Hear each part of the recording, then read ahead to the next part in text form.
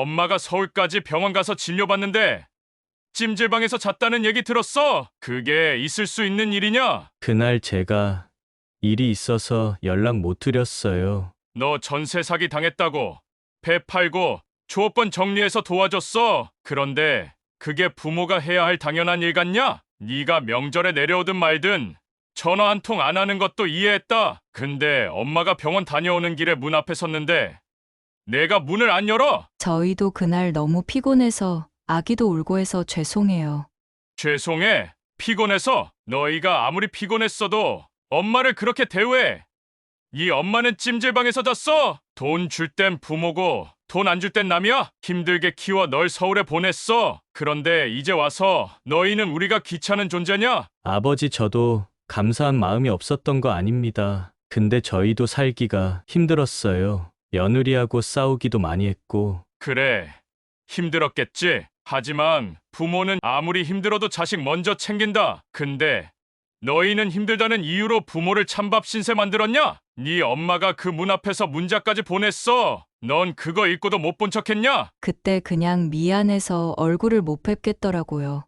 죄 지은 사람처럼 느껴졌어요. 죄를 짓지 말았어야지. 너 그동안 이 집에 와서 김장 한번 해봤냐? 굴비 한 마리 손질해 본 적 있냐? 돈 주면 친한 척하고 돈 안 준다고 하니까 부모도 모른 척하고. 죄송합니다. 저도 이제 알겠어요. 어머님 마음을, 아버님 실망을. 이게 뭔지 아냐? 니들이 전세 사기 당했을 때 네가 도장 찍고 써준 차용증이다. 배 팔고 조업권 포기하고 우리 노후까지 내던져서 마련한 3억이야. 아버지, 그건 정말 그땐 급해서 말은 그렇게 했지만. 말은 말로만 고맙다, 말로만 죄송하다. 아버님 저희도 반성하고 있어요. 앞으로는 진짜 잘하겠습니다. 그 돈도 천천히 조금씩이라도 갚을게요. 천천히가 어딨어? 너희는 그 돈 받을 땐 손도 안 떨더니 갚는다니까. 천천히? 좋다. 너희한테 시간 줄게. 6개월이다. 딱 6개월 안에 3억 마련해. 집을 구해 나가든 돈을 구해 오든 우리 집에 다시 발 디딜 생각하지 마. 지금부터는 너희가 책임져. 부모로서 해줄 수 있는 건 다 했어. 이제부터는 차용증대로 받아낼 거야. 그리고는 조용히 안방 문을 닫았습니다. 안녕하세요. 저는 전남 목포에 살고 있는 71세 김일화입니다. 평생 농사일과 바다일을 하며 늘 바쁘게 살았습니다. 새벽같이 일어나 들로 바다로 나가 땀을 흘렸죠. 몸은 항상 고됐지만 아들 하나, 딸 셋이 말썽 없이 자라는 것만 봐도 이 세상 그 어떤 보적보다 귀하게 느껴졌어요. 가족들 입에 따뜻한 밥 들어가는 걸 보면 그게 또 제일 큰 기쁨이었고요. 오늘 들려드릴 이야기는요. 그렇게 뼈 빠지게 살아서 모은 거 다 아들에게 줬는데요. 결국 그 아들한테 문전박대 당하고 찜질방에서 하룻밤을 지새운 이야기입니다. 참 가슴이 아프고 또 부끄럽기도 한 이야기인데요. 가족이라는 이름 아래 엉키고 풀리는 삶의 실타래. 제가 살아온 그대로 솔직하게 들려드릴게요. 영상이 마음에 드신다면 구독과 좋아요, 알림 설정 부탁드립니다. 여러분의 따뜻한 응원 한마디가 제게는 큰 위로이자 힘이 됩니다. 저는 전남 목포 바닷가 마을에서 태어났습니다.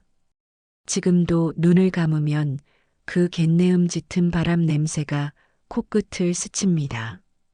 우리 집은 바닷가 마을 중에서도 제일 깊숙한 쪽, 길 하나만 겨우 지나갈 수 있는 골목을 지나야 나오는 조그마한 어촌이었습니다. 갈대밭 사이로 바람이 불면 바스락거리며 흐르던 그 소리가 마치 바닷속 누군가가 속삭이는 것처럼 들렸어요. 그곳에서 전 늘 바다를 보며 자랐습니다. 해질 무렵이면 갯벌에 고동이 꿈틀거리고 조개 껍데기를 밟을 때마다 사각거리는 그 소리가 귀에 익었어요. 아이들끼리 그 고동을 잡으러 달려가다 옷을 지늘게 버리고 혼나기도 많이 혼났습니다. 그래도 어두워질 때까지 집에 들어가지 않고 놀던 그 시간들이 참 그립습니다. 집 뒤편에는 작은 밭이 있었습니다. 거기엔 매년 고구마며 배추며 손수 심은 작물들이 자라고 있었어요. 앞쪽으로는 드넓은 갯벌이 펼쳐져 있었고 바닷물이 들어올 땐 진짜 작은 바다가 되었습니다. 아버지는 늘 그 바다에 생계를 걸고 나가셨지요. 아버지의 하루는 늘 칠흑 같은 어둠 속에서 시작되었습니다. 새벽 3시 깜깜한 마당에 아버지의 손전등 불빛만이 작게 반짝거렸어요. 그 불빛이 대문을 넘어 멀어지는 걸 보며 저는 이불 속에서 조용히 눈을 떴습니다. 잠든 척 하면서도 아버지 발자국 소리에 귀를 기울였어요. 어머니는 아버지가 나가신 뒤에야 촛불을 켰습니다. 쌀 씻는 물소리와 방바닥을 닦는 걸레질 소리가 새벽의 배경음악처럼 들렸어요. 겨울엔 수돗물이 얼어서 쌀 씻을 때 손이 새빨개지고는 했습니다. 그렇지만 그 시절에는 누구나 그랬기에 불평불만은 없었습니다. 한 번은 아버지를 따라 바다에 나간 적이 있었습니다. 작은 통발배에 올라타 망망대해로 나가는데 그 배가 바람에 흔들리는 게 무서웠어요. 아버지는 그런 상황에서도 묵묵히 그물 손질을 하셨습니다. 그 모습이 어린 제 눈에는 말없이 살아가는 어른의 세계 같았어요. 어머니는 아버지가 잡아온 생선을 나눠 어시장에 가서 팔았습니다. 다 팔고 나면 그물 손질에 생선 말리는 작업을 했지요. 그래서 손은 항상 물에 불어 있거나 상처 투성이었습니다. 그 손을 잡아본 적은 많지 않지만 손을 뻗으면 늘 거기에 있었던 사람이 어머니였습니다. 그 손을 이제는 꼭 잡아드리고 싶은데 세월이 참 야속하네요. 저는 커가면서 자연스레 일손을 보탰습니다. 호미질도 배웠고 바닷가에서 미역도 따고 물김을 날라서 돌김을 만들었고 어머니 옆에서 그물 손질과 생선 작업도 했지요. 학교는 제대로 다니지 못했습니다. 국민학교 몇 해 다니다가 중학교는 포기했어요. 그땐 다들 그렇게 살았어요. 아들은 공부, 딸은 집안일 돕기가 문화였지요. 어른들의 그 말에 어머니는 반론 한 번 안 하셨습니다. 고개를 끄덕이는 어머니의 눈빛 속에는 억울함이 숨어 있었을 것입니다. 18이 되던 해 저는 시집을 갔습니다. 아버지가 어딘가에서 들어온 중매로 만나보라고 해서 만난 사람이 지금의 남편입니다. 그이도 바다에서 살아온 사람이었고 말이 잘 통했어요. 가진 건 배 한 척, 작은 집 한 채가 전부였습니다. 그렇지만 그 당시엔 배를 가지고 있던 것만으로도 엄청 부자라는 생각을 하는 시대였으니 저는 만족했습니다. 신혼집은 슬레이트 지붕이었고 장판은 군데군데 찢겨 있었습니다. 그래도 비바람은 피할 수 있는 곳이어서 이만하면 괜찮다고 생각을 했습니다. 남편과 배실과 농사일을 같이 했습니다. 그리고 그 와중에 아이들이 하나둘 태어났습니다. 딸 셋, 그리고 막내로 아들이 태어났어요. 막내 아들이 태어났을 때 마을 어르신들이 와서 축하해 줬습니다. 우리 집도 이제 대가 이어지겠다고 모두들 웃으며 말했어요. 아버지, 어머니도 고생했다고 하시던 그때가 기억에 남아 있습니다. 친정에서 먼 저희 집에 걸어서 오셨거든요. 딸들은 모두 착하게 자랐습니다. 첫째는 교대에 들어가 초등교사가 되었고, 둘째는 간호사가 되었고, 셋째는 화가가 되겠다고 미대를 갔어요. 막내는 그 중에서도 가장 아꼈던 아이입니다. 아들이라 그런 것도 있었고, 늦둥이라 더 애틋했어요. 그래서 그 아이가 고등학교를 졸업할 땐 서울로 유학을 보내기로 결심했어요. 뱃일을 더하고 고기를 더 팔고 손에 물집이 잡혀도 상관없었습니다. 서울에서 그 아이가 보낸 사진, 작은 방에 책이며 노트며 가득한 걸 보고 눈물이 핑 돌았어요. 이 아이는 우리 집안 기둥이 될 거야. 그 믿음으로 견뎠습니다. 그런데 막내가 결혼을 하고부터는 연락이 뜸해졌습니다. 명절엔 잠깐 왔다 가고 전화도 짧고 문자도 무미건조했어요.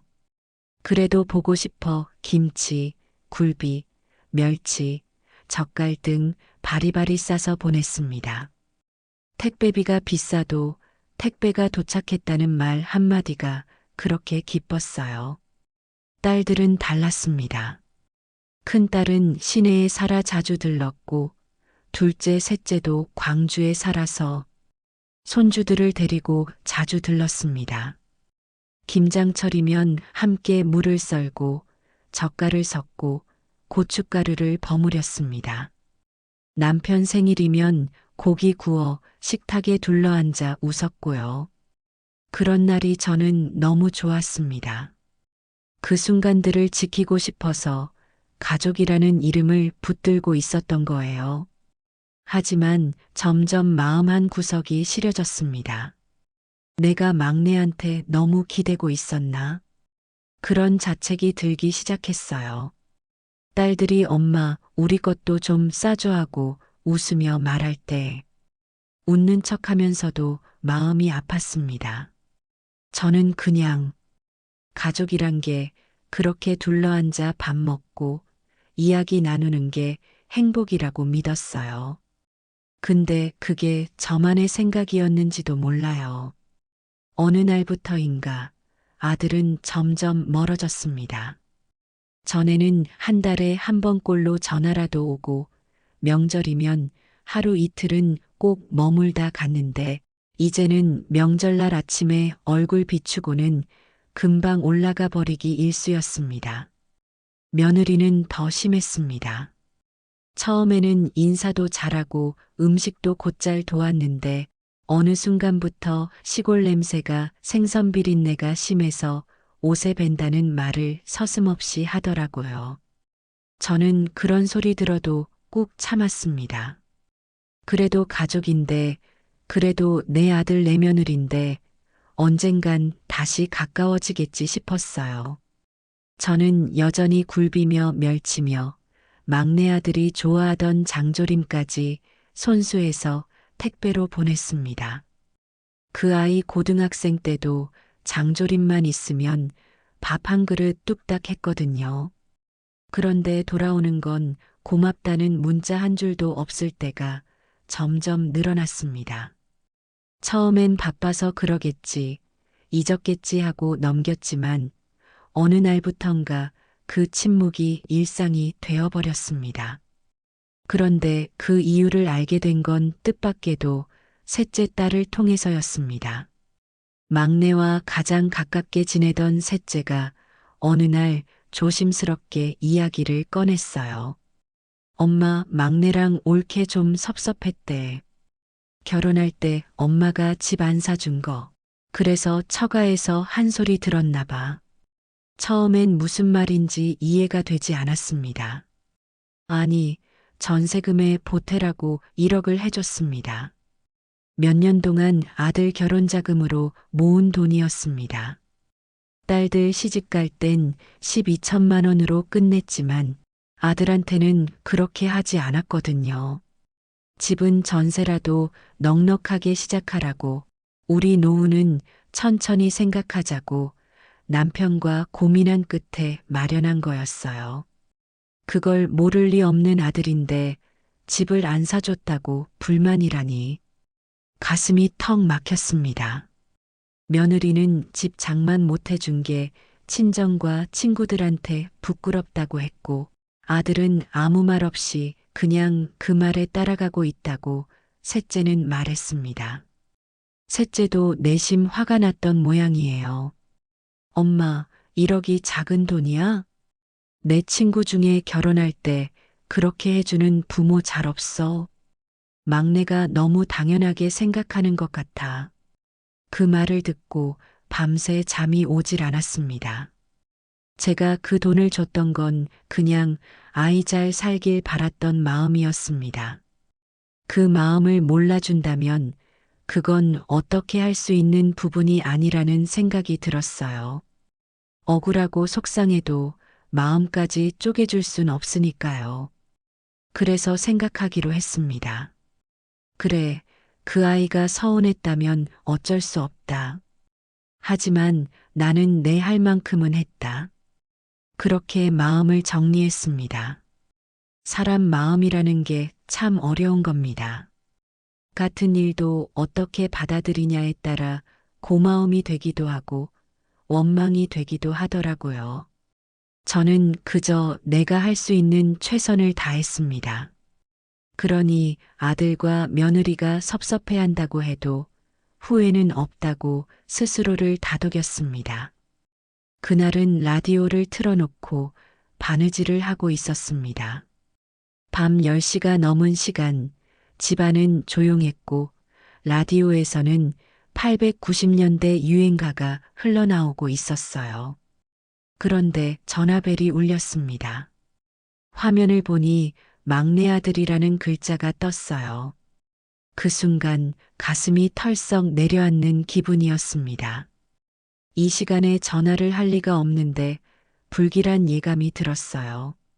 수화기를 들자마자 들리는 아들 목소리는 어딘가 달랐습니다. 늘 또렷하게 말하던 아이가 말끝을 흐리고 숨도 가빠 보였어요. 엄마.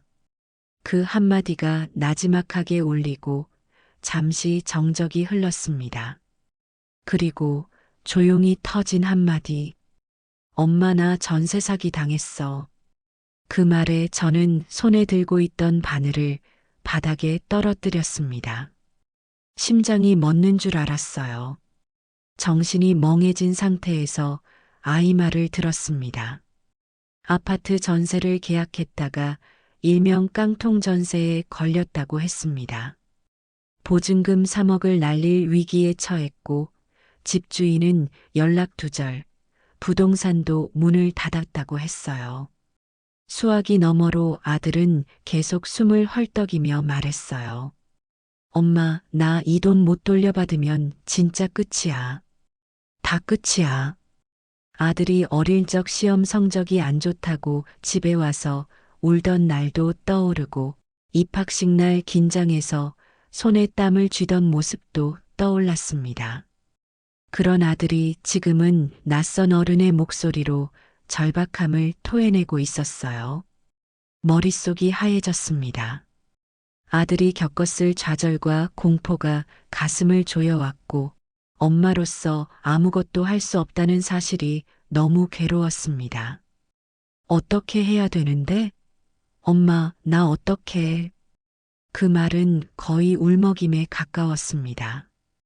아들이 이렇게 절박하게 엄마를 부른 게 처음이었어요. 저는 아무 말도 못하고 수화기를 들고 그 자리에 앉아 있었습니다. 시간이 멈춘 것 같았습니다. 그렇지만 시골에 있는 노인네가 할 수 있는 게 없었습니다. 그날 밤 아들과의 통화를 마치고도 한참을 멍하니 앉아 있었습니다. 수화기를 내려놓은 손이 덜덜 떨리고 눈앞이 핑 돌았어요. 작은 방 안엔 라디오 소리만이 희미하게 흘러나오고 있었고 그 낡은 곡조가 유독 처량하게 들렸습니다. 도무지 잠이 오지 않아 남편 방문을 조심스레 열었습니다. 일어났어요? 남편은 누워 있다가 천천히 몸을 일으켰습니다. 전화 소리 들었어. 무슨 일이야? 아들이 전세 사기 당했다네. 3억이 날아갔다고 해. 입에서 말을 꺼내는 순간 슬픔이 아니라 분노보다 더 복잡한 감정이 솟구쳤습니다. 남편은 처음엔 아무 말이 없었습니다. 그저 담배를 꺼내 불을 붙이고 창가에 앉아 한참을 말없이 담배를 피웠어요. 그 모습이 오히려 더 무서웠습니다. 이제 우리한테 남은 게 뭐 있냐? 남편이 입을 열었을 때 목소리가 너무나도 평온해서 오히려 가슴이 더 먹먹했어요. 배 한 척, 조업권 하나. 그게 전부지. 그 말에 저는 고개를 끄덕였습니다. 처음 함께 배를 샀을 땐 기름값도 아껴가며 파도와 싸웠습니다. 한겨울 눈보라 속에서도 출항했고 태풍이 오면 배를 껴안고 부둣가에서 밤새 떨며 버텼어요. 그 배가 우리 네 자식 공부시키고 입에 밥 넣어준 생명줄이었습니다. 그런데 처음에는 작았던 배가 이제는 좀 더 큰 배가 되어 있었는데요. 그런 배를 팔자고 입 밖에 꺼내는 건 심장을 한쪽 도려내는 일 같았습니다.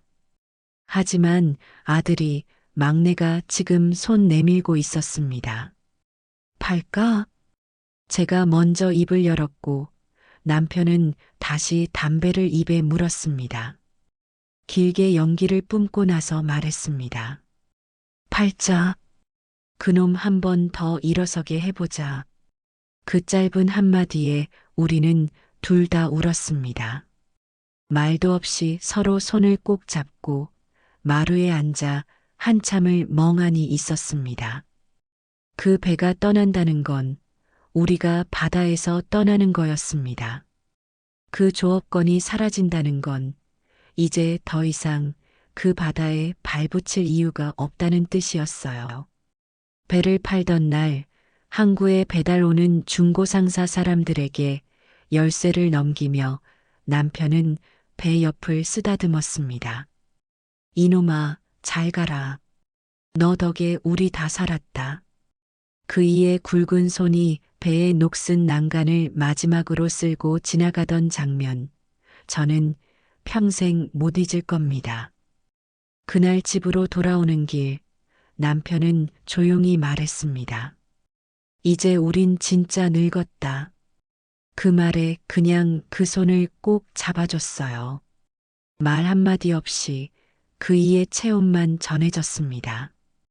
그렇게 마련한 돈은 3억이 조금 넘었습니다. 그 돈 모두를 아들에게 보내주었습니다. 아들은 처음엔 말문이 막힌 듯 하다가 곧 울먹였습니다. 엄마 진짜 이 은혜 어떻게 갚아야 할지 모르겠어. 그렇게 아이가 다시 일어설 수 있다면 뭐든 할 수 있었습니다. 하지만 몰랐습니다. 그 손을 잡아 일으켜 세웠다고 그 마음까지 함께 일어난 건 아니었다는 거리요. 돈을 건넨 뒤 처음 몇 달은 확실히 달라졌습니다. 아들은 자주 전화를 했고 며느리도 문자로 감사 인사를 보내왔습니다. 명절이면 전보다 더 일찍 내려왔고 생일에도 꼭 선물을 들고 왔습니다. 그 모습에 저는 속으로 이제 진짜 가족이 되었구나 싶은 마음에 눈물이 날 정도였어요. 며느리는 싱글벙글 웃으며 설거지도 돕고 아들은 남편 옆에 앉아 막걸리도 함께 마셨습니다. 그렇게 몇 번 명절을 함께 보내며 우리 부부는 이따금 서로의 눈빛을 마주보곤 했어요.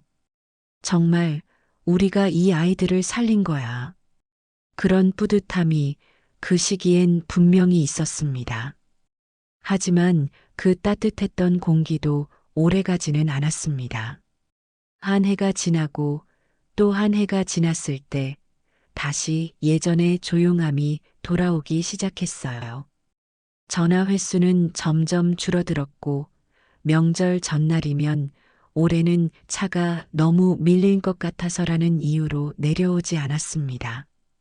생일에도 연락이 늦거나 그냥 문자 하나로 퉁치기 일쑤였어요. 저는 처음엔 둘이 많이 바쁜가 보다 생각했습니다. 하지만 반복되다 보니 마음이 서운해지기 시작했어요. 그때 깨달았습니다. 돈은 줄 수 있어도 마음은 강요할 수 없는 거라는 걸요. 우리가 내민 손을 아들 부부가 한때 잡았던 건 고마워서가 아니라 필요해서였던 건 아닐까? 그 생각이 들자 가슴이 꺼지는 듯한 기분이 들었습니다. 사람 마음이란 게 그렇게 계산될 수 있다는 사실이 참 서글펐습니다. 사랑은 계속 주면 언젠가는 돌아올 줄 알았는데 꼭 그런 것만은 아니더군요. 시간이 지날수록 며느리의 태도는 점점 미묘하게 바뀌기 시작했습니다. 예전에는 반찬을 보내면 사진도 찍어 보내고 어머님 너무 맛있어요 하며 전화도 곧잘 했습니다. 그런데 언젠가부터는 택배 도착했어요 하는 말도 없고 먼저 연락이 오는 일도 점점 드물어졌어요.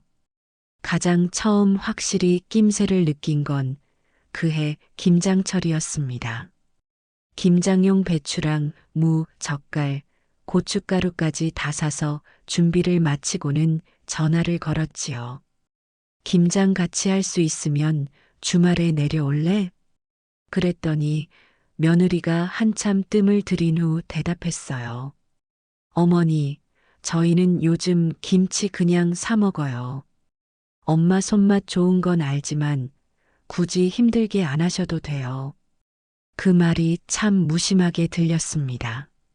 처음엔 제가 귀를 잘못 들었나 싶었습니다. 입김서린 부엌에서 손에 고춧가루 잔뜩 묻히고 있는 제 모습을 보며 참 마음이 이상했어요. 며느리는 그날 이후로 김장 얘기를 꺼내지도 않았습니다. 제가 싸서 보낸 갓김치며 열무김치도 제대로 먹었는지 모르겠어요. 심지어 며칠 후엔 택배 상자가 반송되기도 했습니다. 냉장고가 꽉 찼다는 이유였지요. 그 즈음부터 딸들의 불만이 쌓이기 시작했습니다. 큰딸은 늘 조용한 성격이지만 이번엔 밥 먹다 말고 숟가락을 내려놓았습니다. 엄마는 언제까지 막내만 그렇게 챙길 거야? 그 말에 저는 깜짝 놀랐습니다. 둘째는 더 날카롭게 말했습니다. 김장 혼자 다 하시고 며느리는 오지도 않는데 그걸 또 싸서 보내세요? 엄마는 그냥 엄마지. 무슨 전속 김치 공장이야? 그 말을 듣고도 저는 아무 말도 하지 못했습니다. 속으론 억울하기도 하고 딸들에게 미안하기도 하고 가슴이 먹먹했어요. 셋째는 한참 말없이 밥만 먹더니 조용히 한마디 꺼냈습니다. 엄마는 늘 막내 먼저 생각하고 우리는 늘 나중이잖아. 그게 참 속상해. 그 말에 저는 젓가락을 들고 있다가 살짝 내려놓았습니다. 딸들이 그렇게 서운해하고 있었을 줄은 몰랐습니다. 아니, 몰랐던 게 아니라 애써 외면하고 있었던 거겠지요. 그날 밤 혼자 부엌에서 고춧가루 비닐을 접으며 생각했습니다. 나는 가족을 먹여 살린다는 마음으로 김치를 담그고 반찬을 하고 택배를 싸고 있었는데 그게 누군가에게는 부담이고 또 누군가에겐 서운함이었구나. 며느리의 말투 하나, 무심한 반응 하나에도 마음이 베었습니다. 해산물은 냄새가 나서 손도 못 대겠어요. 그 말이 특히 가슴에 박혔습니다. 그 아이가 어릴 적부터 즐겨 먹던 생선, 고등학교 시절 도시락 반찬으로 싸줬던 조기구이. 그걸 싸서 보낼 때마다 마음을 담았습니다. 하지만 며느리의 그런 말 한마디에 그 모든 수고가 무너지는 것 같았어요. 한 번은 택배에 굴비며 멸치, 젓갈을 넣어 보냈는데 며느리에게서 이렇게 문자가 왔습니다. 어머니, 이런 건 너무 짜고 비려요. 담백한 음식이 더 좋아요. 그 순간 손끝이 얼어붙는 것 같았습니다. 그 일을 딸들에게 털어놓았더니 다시 분위기가 얼어붙었습니다. 엄마, 그만 보내. 왜 자꾸 본인들 입맛만 챙기고 엄마 정성은 짓밟는 사람들한테 그렇게까지 해? 그 말에 저는 처음으로 진지하게 생각하게 됐습니다. 이건 사랑이 아니라 내가 만든 의무였던 건 아닐까? 그 아이들이 원하지 않는 걸 억지로 준 건 아닐까? 그리고 그 억지 안에 내 욕심도 들어 있었던 건 아닐까? 마음이 뒤죽박죽 복잡했습니다. 김장용 고무 장갑을 말리는 손길이 그날따라 무거웠습니다. 이 손이 누군가에겐 고맙지 않은 손이 되어버린 게 참 쓸쓸했어요. 목포병원에서 건강검진을 받던 날이었습니다. 늘 하던 대로 혈압 재고 혈당 수치 체크하고 관절 움직임을 살펴보는 평범한 검진이었어요. 그날은 왼쪽 무릎이 유독 저릿저릿하게 아파서 물리치료실에 들르기 전 진료실에 먼저 들어갔습니다요. 의사는 제 차트를 들여다보며 늘 하던 듯 몇 가지 질문을 던졌습니다. 식사는 거르지 않느냐? 잠은 잘 자느냐? 통증은 전보다 줄었느냐? 그런데 질문을 건네는 말투가 평소와 달랐습니다. 의사의 눈이 차트에서 제 얼굴로 천천히 옮겨질 때 뭔가 심상치 않다는 예감이 들었습니다. 눈빛엔 안쓰러움과 조심스러움이 함께 실려 있었어요. 아무 말 없이 한참을 머뭇거리던 그 의사가 조용히 말문을 열었습니다.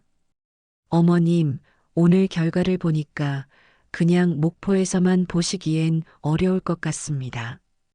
그 말이 끝나자 순간 머릿속이 하얘졌어요. 예.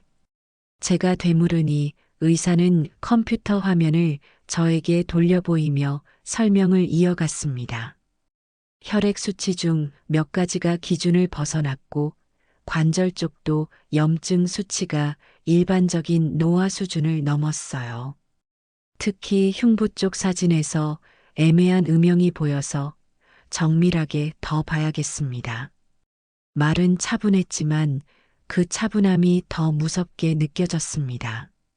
의사가 직접 서울병원에 연락해 줄 테니 가능한 빨리 올라가 보라고 말했어요. 순간 머릿속이 멍해지고 숨이 턱 막혔습니다.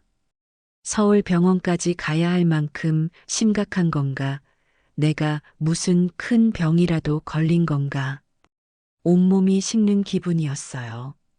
그 짧은 시간에 수많은 생각이 스쳐 지나갔습니다. 혹시 내가 쓰러지기라도 하면 남편은 어떻게 하나? 이 나이에 큰 병이라도 생기면 아이들에게 짐 되는 거 아닌가? 몸보다도 마음이 먼저 무너지는 것 같았습니다. 진료실을 나서는데 간호사들이 지나치게 조심스러운 눈빛으로 저를 배웅했습니다. 어머님, 너무 걱정 마시고요. 큰 병원 가셔서 정확히 보시고 치료받으시면 괜찮아지실 거예요. 그 말이 위로처럼 들리지 않았어요. 오히려 더 불안해졌습니다. 엘리베이터를 타고 내려오는 길, 다리가 후들거려 벽을 짚고 섰습니다. 한쪽 벽에 기대어 잠시 숨을 골랐어요. 병원 1층 입구를 나오자 햇빛이 쨍했는데 그 밝은 햇살이 너무 낯설게 느껴졌습니다. 밖에 나오자마자 제일 먼저 생각난 건 남편이었습니다. 집에 돌아가 뭐라고 말해야 할지, 어떻게 말을 꺼내야 할지 그 생각만 머릿속을 맴돌았어요. 진료가 끝나고 집으로 돌아와 남편에게 말했습니다. 서울 큰 병원에 가보래. 정밀 검사해야 한대. 내가 겨우 이렇게 말하자 그이는 잠시 말을 잃었습니다. 한참 말없이 앉아 있다가 조용히 내 손을 덥석 잡았습니다. 그 손은 거칠고 단단했지만 어쩐지 그날따라 무겁게 느껴졌습니다. 한숨을 깊게 내쉰 남편은 짧게 말했어요. 그럼 서울 가자. 셋째한테 연락해봐. 그 말에 저는 고마운 마음과 함께 묘한 무거움이 밀려왔습니다. 이 나이에 병원으로, 그것도 서울까지 간다니. 내 몸이 불편한 것보다 남편에게 걱정을 안겼다는 생각이 더 마음을 짓눌렀어요. 셋째 딸에게 전화를 걸었습니다. 말을 다 꺼내기도 전에 엄마, 제가 모실게요. 서울 같이 가요. 그렇게 흔쾌히 말해주는 딸이 어찌나 고마운지 수화기 너머로 마음이 따뜻해졌습니다. 며칠 뒤 이른 새벽, 남편이 손수 끓여준 미역국 한 그릇을 먹고 셋째 딸과 함께 목포역으로 향했습니다. 첫 기차를 타고 올라가는 길, 창밖으로 어슴풀에 밝아오는 풍경을 보며 괜히 가슴이 먹먹했습니다. 서울 가는 길이 왜 이리 길게 느껴질까? 설렘도 있었지만 병원이라는 단어가 자꾸 마음을 무겁게 했어요. 서울역에 도착하자 차가운 공기와 도시의 소음이 몸을 덮쳤습니다. 사람들 발걸음은 빠르고 얼굴엔 바쁨이 묻어나 있었어요. 엄마, 괜찮아? 딸이 짐을 들어주며 물었지만 그저 고개만 끄덕였습니다. 병원 진료는 다음 날로 잡혀 있었고 아직 시간이 많았습니다. 몸도 무겁고 짐도 많아서 아들 집에 들러 잠깐 짐을 풀기로 했습니다. 오랜만에 가는 거니 인사도 하고 며느리한테 김장 얘기도 꺼내볼까? 그런 생각을 하며 택시를 탔습니다. 도착한 곳은 서울 외곽에 있는 새로 지은 아파트였습니다. 언젠가 아들이 전세로 들어갔다고 말했던 곳이었지요. 현관 앞에서 인터폰을 눌렀습니다.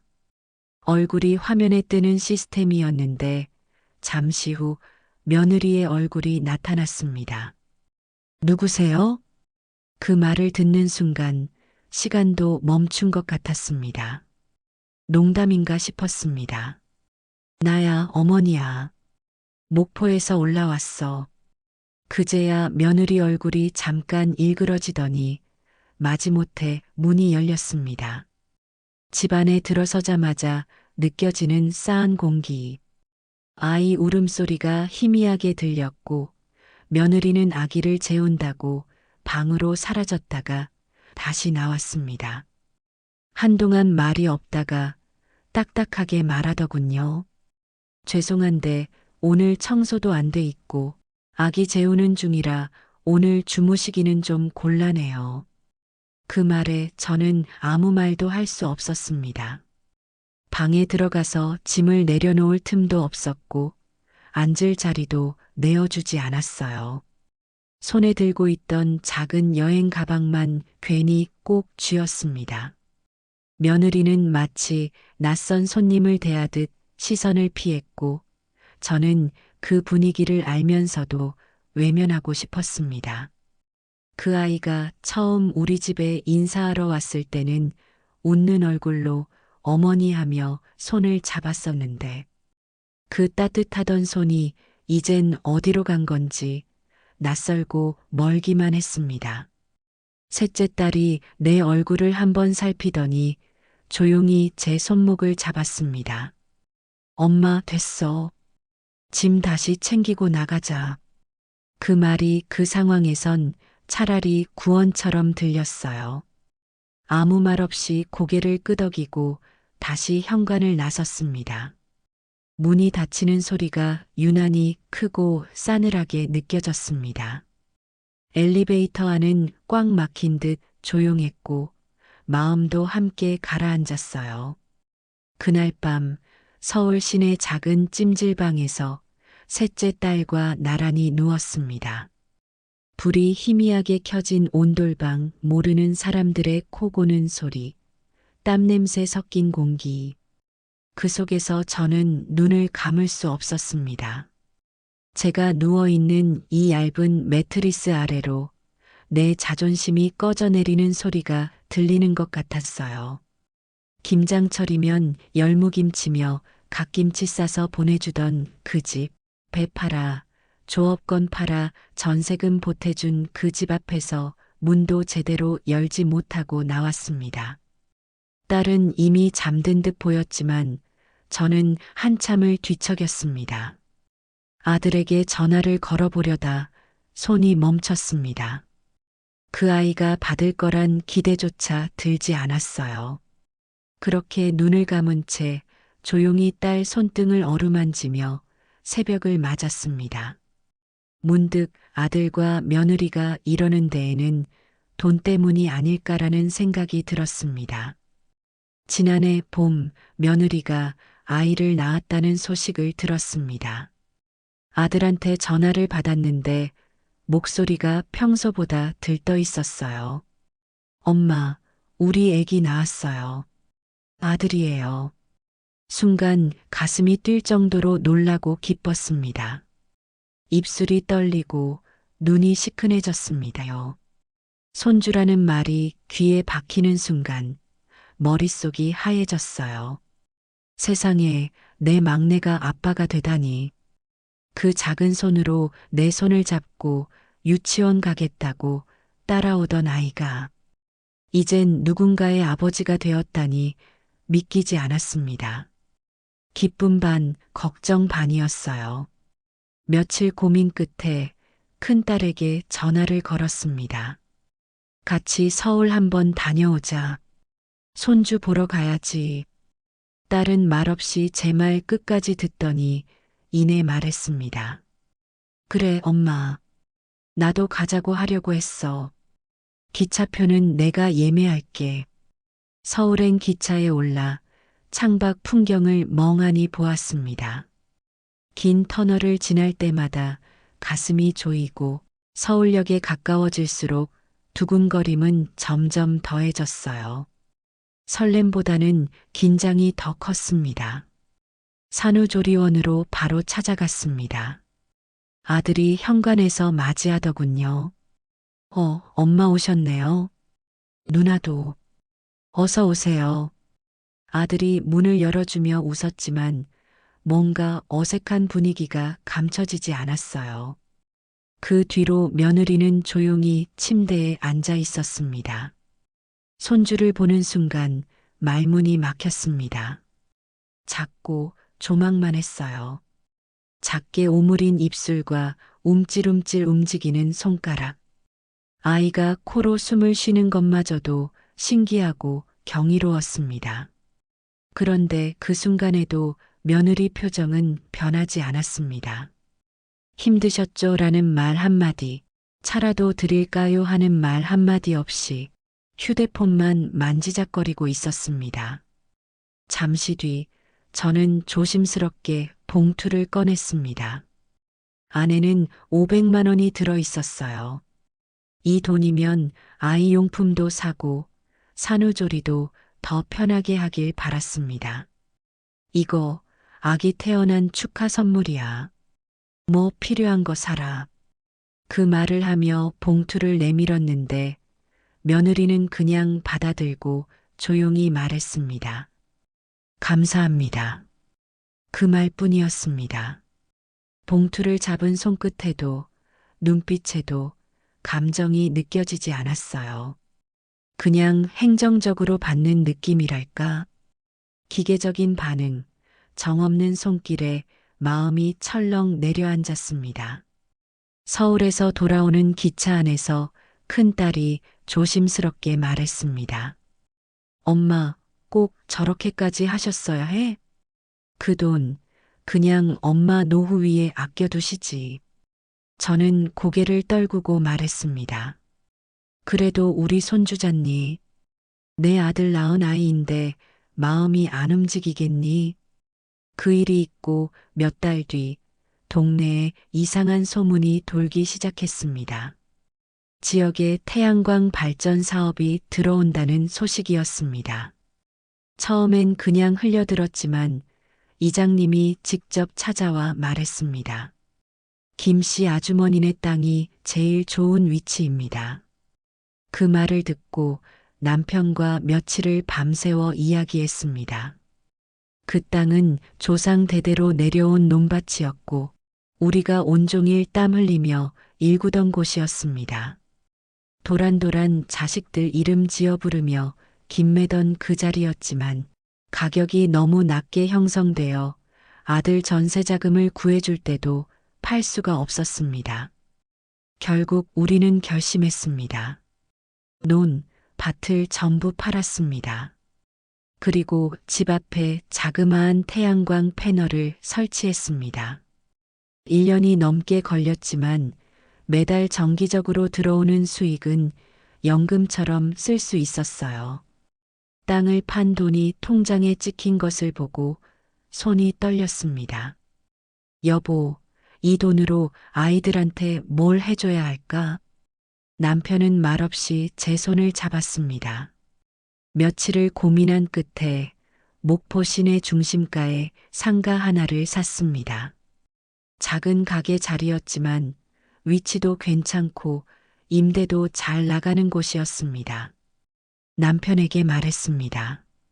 막내한테는 벌써 집도 도와줬고 그 일로 마음도 많이 다쳤잖아. 이건 우리 딸들 몫으로 두자. 그래야 공평하지 않겠어? 남편도 잠시 침묵하다가 고개를 끄덕였습니다. 그래, 그렇게 하자. 이번엔 그 애들한테도 떳떳해야지. 그해 추석, 우리는 모두를 집에 불렀습니다. 아들, 며느리, 딸 셋, 사위들까지 전부 모인 자리였습니다. 저는 떨리는 마음으로 입을 열었습니다. 너희 아버지랑 얘기했는데 목포 시내 상가 하나 샀다. 이건 딸들 몫이다. 막내는 이미 도와줬으니 이젠 딸들 차례다. 순간 거실이 싸해졌습니다. 아들은 숟가락을 내려놓고 말했습니다. 엄마, 그게 무슨 말이야? 우리도 자식인데. 우리는 끝났다는 얘기야? 며느리는 한숨 섞인 듯한 표정으로 찬물을 한 모금 마시고는 아무 말이 없었고 둘째 딸이 조용히 말했습니다. 막내야, 아버지가 집 해주셨잖아. 우린 지금껏 받은 게 없고 이거 그거보다 작은 금액이야. 아들은 씁쓸하게 웃으며 말했습니다. 이젠 뭐 딸이 아들이고 아들이 딸이네. 그 말이 그날 저녁 내내 가슴속에 박혀 떠나지 않았습니다. 그 추석을 끝으로 아들 부부는 다음 명절에도 생일에도 오지 않았습니다. 전화 한 통 없었고 문자 한 줄도 없었어요. 명절 아침 현관 앞에 놓인 택배 상자. 그마저도 며느리 이름으로만 보내졌습니다. 감사합니다. 건강하세요. 인쇄된 문구만 붙은 카드 한 장이 전부였습니다. 아마 그때부터 아들과 며느리가 다시 가족을 멀리한 것 같았습니다. 다음 날 아침 서울 큰 병원에서 검사를 받았습니다. 기계 안에 누워 찍히는 동안 쿵쿵 울리는 소리 사이로 지난밤 찜질방의 공기와 며느리 얼굴이 자꾸 떠올랐습니다. 다행히 큰 병은 아니라는 소견을 받았습니다. 결과가 그렇게 나왔는데도 마음은 전혀 가벼워지지 않았어요. 딸은 그날 오후 저를 데리고 다시 아들 집으로 향했습니다. 이번엔 아무 연락 없이 그냥 찾아가자고 딸이 먼저 말했어요. 엄마, 이번엔 내가 말할 거야. 엄마가 아니야. 내 동생이니까 내가 말해야 돼. 그 말에 저는 따라 나섰지만 발걸음이 참 무거웠습니다.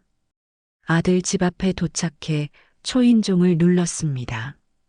한 번, 두 번, 세 번 아무 대답이 없었어요. 문자도 보냈습니다. 엄마야. 잠깐 얼굴만 보고 싶어서 왔다. 그러나 답장은 오지 않았습니다. 경비실에 물어보니 외출 기록은 없었고 창문 커튼이 미세하게 흔들리는 걸 봤지만 그 안에서 인기척은 느껴지지 않았어요. 딸이 분노를 꾹 참는 얼굴로 제 팔을 잡고 말했습니다. 가자, 엄마. 더는 여기 있을 이유 없어. 그렇게 우린 다시 기차를 타고 목포로 내려왔습니다. 그 길이 어찌나 길게 느껴졌는지 딸은 말없이 내 손을 잡아줬고 저는 괜히 손등을 문질렀습니다. 말이 나오지 않았습니다. 집에 도착해 멍하니 앉아 있으니 남편이 물었습니다. 잘 다녀왔어? 저는 찜질방에서 잔일부터 아들 집 앞에서 서성인 이야기까지 전부 다 말했습니다. 남편은 듣는 내내 아무 말이 없었고 표정도 굳어 있었습니다. 그러다 제가 말을 마치기도 전에 벌떡 일어났습니다. 지금 뭐라고 했냐? 당신이 서울까지 가서 병원 가는데 그놈이 문을 안 열었다고? 남편의 목소리는 흔들리지 않았지만 그 안에 담긴 분노는 분명했습니다. 찜질방에서 잤다고? 혼자? 셋째랑 같이 있었어. 괜찮았어. 그 말이 떨어지기 무섭게 남편은 전화기를 꺼냈습니다. 아들에게 전화를 걸었지만 역시 받지 않았고 문자로 짧게 메시지를 보냈습니다. 이번 주말에 집으로 내려와라. 꼭. 며칠 뒤 아들과 며느리가 마지못해 내려왔습니다. 차에서 내리는 두 사람의 얼굴은 불편함이 가득했고 인사도 없이 마당을 지나 거실로 들어왔습니다. 남편은 말없이 소파를 가리켰습니다. 앉아. 아들은 고개를 숙이고 앉았고 며느리는 뒤에 서 있었습니다. 한참을 아무 말 없이 침묵하던 남편이 조용히 입을 열었습니다. 서울까지 병원 가서 진료받는데 찜질방에서 잤다는 얘기 들었다. 그 한 문장에 방 안의 공기가 얼어붙었습니다. 아들은 아무 말이 없었고 며느리는 불편하다는 표정만 지었습니다. 그날 제가 일이 있어서 연락 못 드렸어요. 아들이 더듬더듬 말했습니다. 남편이 단호한 목소리로 말을 이었습니다. 너 전세 사기 당했다고 배 팔고 조업권 정리해서 도와줬다. 그런데 그게 부모가 해야 할 당연한 일 같냐? 아들은 고개를 들지 못했고 며느리는 시선을 외면했습니다. 내가 명절에 내려오든 말든 전화 한 통 안 하는 것도 이해했다.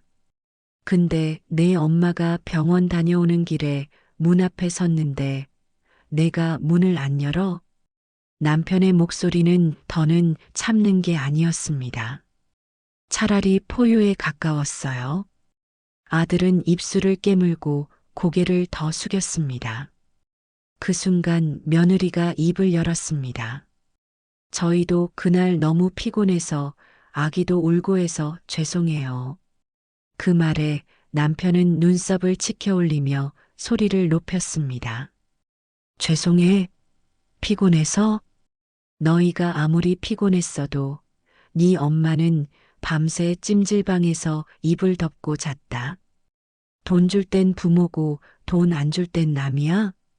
방 안에 정적이 흘렀고 며느리는 순간 입을 다물었습니다.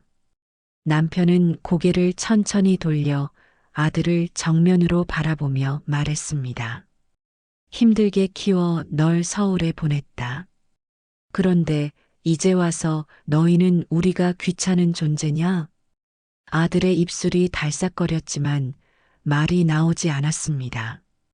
그저 고개만 끄덕이다가 울컥한 듯 목소리를 높였습니다. 아버지, 저도 감사한 마음이 없었던 거 아닙니다. 근데 저희도 살기가 힘들었어요. 애 엄마랑 싸우기도 많이 했고 그 순간 남편이 손바닥을 테이블에 내리쳤습니다. 그래, 힘들었겠지. 하지만 부모는 힘들면 아무리 힘들어도 자식 먼저 챙긴다. 근데 너희는 힘들다는 이유로 부모를 찬밥 신세 만들었냐? 네 엄마가 그 문 앞에서 문자까지 보냈다. 넌 그거 읽고도 못 본 척했냐? 아들의 얼굴이 무너졌습니다. 그제야 눈가에 물기가 맺히며 한마디를 어렵게 꺼냈습니다. 그때 그냥 미안해서 얼굴을 못 뵙겠더라고요. 죄 지은 사람처럼 느껴졌어요. 그 말에 남편은 가슴으로 크게 숨을 들이켰습니다. 그리고 다시 고개를 돌려 며느리를 향해 말했습니다. 너, 그동안 이 집에 와서 김장 한번 해봤냐? 굴비 한 마리 손질해 본 적 있냐? 돈 주면 친한 척하고 돈 안 준다고 하니까 부모도 모른 척하고. 며느리는 그 말을 듣고는 고개를 떨구며 조용히 말했습니다. 죄송합니다. 저도 이제야 알겠어요. 어머님 마음을, 아버님 실망을. 그 순간 남편은 숨을 깊이 들이쉬더니 한 발자국 뒤로 물러섰습니다. 그 움직임이 마치 마음의 문을 닫는 것 같아 가슴이 철렁 내려앉았습니다. 한동안 말없이 거실을 내려다보던 남편은 천천히 거실장 서랍을 열었습니다. 서류 몇 장을 꺼내더니 묵직한 손으로 식탁에 툭 올려놨어요. 이게 뭔지 아냐?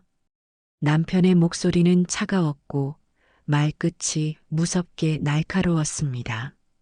내가 전세 사기 당했을 때 네가 도장 찍고 써준 차용증이다. 배 팔고 조업권 포기하고 우리 노후까지 내던져서 마련한 3억이다. 아들은 그제야 얼굴을 들었습니다. 눈이 휘둥그레졌고 입술이 파르르 떨렸습니다. 그 아이 눈엔 믿기지 않는다는 감정이 먼저 번졌고 그 다음엔 두려움과 후회가 교차하는 표정이었습니다. 아버지, 그건 정말 그땐 급해서 말은 그렇게 했지만. 말은? 남편이 아들의 말을 끊고 낮게 웃었습니다. 그 웃음은 비웃음이었고 동시에 비통함이었습니다. 말로만 고맙다, 말로만 죄송하다. 근데 그 말 들으려고 우리가 평생 바다에서 손이 갈라지도록 일했는 줄 아냐? 찜질방에서 자는 네 엄마 생각은 네 머릿속에 한 줌도 없었지. 며느리는 당황한 얼굴로 손끝을 움켜쥐더니 목소리를 낮춰 말했습니다. 아버님, 저희도 반성하고 있어요. 앞으로는 진짜 잘하겠습니다. 그 돈도 천천히 조금씩이라도 갚을게요. 천천히? 남편이 정색을 하고 며느리를 바라봤습니다. 남편의 두 눈이 벌겋게 충혈되어 있었고 입가가 부르르 떨렸습니다. 천천히가 어딨어. 너희는 그 돈 받을 땐 손도 안 떨더니 갚는다니까. 천천히? 좋다. 너희한테 시간 줄게. 6개월이다. 딱 6개월 안에 3억 마련해라. 집을 구해나가든 돈을 구해오든 우리 집에 다시 발 디딜 생각하지 마라. 그 순간 아들의 입에서 떨리는 숨소리가 새어나왔습니다. 아들은 고개를 숙였습니다. 정말 죄송합니다. 6개월 안에 꼭 준비할게요. 몰랐다고? 남편이 낮게 말하며 등을 돌렸습니다. 남편의 뒷모습이 제게는 마치 등을 돌린 세월처럼 느껴졌습니다. 지금부터는 너희가 책임져라. 부모로서 해줄 수 있는 건 다 했다. 이제부터는 계산서 받아낼 차례다. 그리고는 조용히 안방 문을 닫았습니다.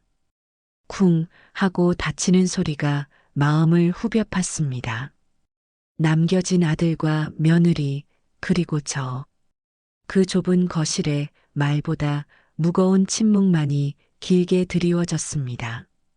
6개월이라는 시간은 참으로 길면서도 짧았습니다. 그날 이후로 아들과 며느리는 정말로 모습을 감췄습니다. 전화 한 통 없었고 문자도 없었습니다. 그냥 조용히 아무 일도 없던 듯이 시간을 보내고 있었습니다. 처음 한두 달은 그래도 마음속으로 이제 성찰하고 있는 거겠지 했습니다. 하지만 시간이 지날수록 점점 허망해졌습니다. 그렇게 단호하게 내친 것이 잘한 일인가, 아니면 너무 매몰찼던 건 아닌가 하는 후회도 들었지요. 남편은 말이 없었습니다. 딱 한 번 저녁을 먹다 말고 그러더군요. 당신 생각은 어때? 애들이 올까? 그 말에 저는 숟가락을 내려놓고 고개만 천천히 저었습니다. 모르겠어요. 근데 기다리는 것도 이젠 지칩니다. 그러던 어느 날이었습니다. 그날은 유난히 바람이 차고 하늘이 맑았던 날이었어요. 대문 밖에서 인기척이 들려나가 보니 웬 차량 한 대가 천천히 마당 앞에 멈춰섰습니다. 차 문이 열리고 아들이 내렸습니다. 그 옆에는 며느리가 있었고 품에는 돌 조금 지나 보이는 손주가 안겨 있었습니다. 순간 가슴이 철렁 내려앉았습니다. 남편은 마루에 앉아 있었고 두 사람은 그 앞에 조용히 무릎을 꿇었습니다. 무릎을 꿇은 그 순간 아무 말도 하지 못하고 그저 눈물부터 흘렸습니다. 아들이 먼저 입을 열었습니다. 아버지, 어머니, 저희 용서해 주세요. 진짜 바보 같았습니다. 그동안 저희가 얼마나 못되게 굴었는지 지난 6개월 동안 뼈저리게 느꼈습니다. 그 말에 남편은 고개만 돌렸습니다. 대답 대신 한숨을 내뱉었고 그 숨소리가 유난히 길고 무거웠습니다. 그 다음은 며느리였습니다. 그 애는 손주를 제 품에 안겨주며 고개를 조아렸습니다. 어머님, 죄송합니다. 제가 너무 어리석었습니다. 어머님이 보내주신 음식, 정성. 그땐 귀찮게만 느껴졌습니다. 근데 요즘 그 맛이 그립더라고요. 다신 못 먹을 것 같아서. 며느리의 말이 끝나기도 전에 저는 손주를 품에 안고 말없이 왔었습니다.